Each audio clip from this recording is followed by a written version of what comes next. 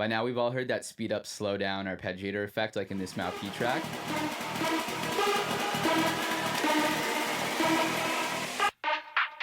Where an artist will grab a synth or a piece of vocal or something and they'll speed it up and then slow it down in a way where it almost feels like it transitions from that effect seamlessly into the tempo of the song. And if you've ever tried this arpeggiator effect, getting it to line up perfectly with the tempo of your song can be really annoying. So I'm going to show you a way that you can line it up perfectly every time so it sounds like this.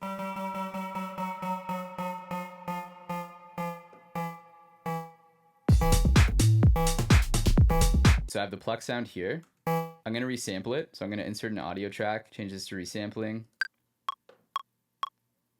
Now that we have the pluck in audio, we're going to load it into a sampler. So I'm going to insert a MIDI channel, drag the pluck that we just resampled into the MIDI channel, and then I'm going to adjust these starting points. So it happens right at the beginning of the pluck. And this is where we want to decide how long we want this arpeggiator effect to go on for. So let's say it's the 4 bars right before the drop. I'm going to insert a MIDI clip, go to C3, and just draw one long extended note, grab the Ableton arpeggiator and put it on the MIDI channel. Then I'm going to change the rate from sync to milliseconds. This is what's going to give us that effect that we're looking for. We can have it start around there and we're gonna end pretty slow.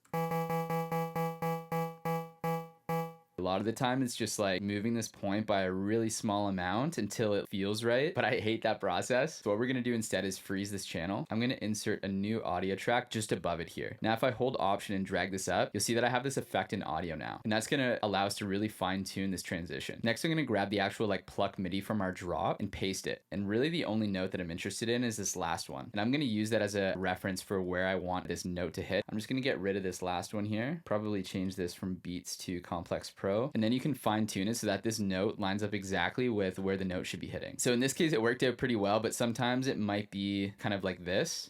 And then obviously you can see that you just have to move it a little bit more so that it lines up. Now we can mute this pluck that we use as a reference and let's hear how it's sounding.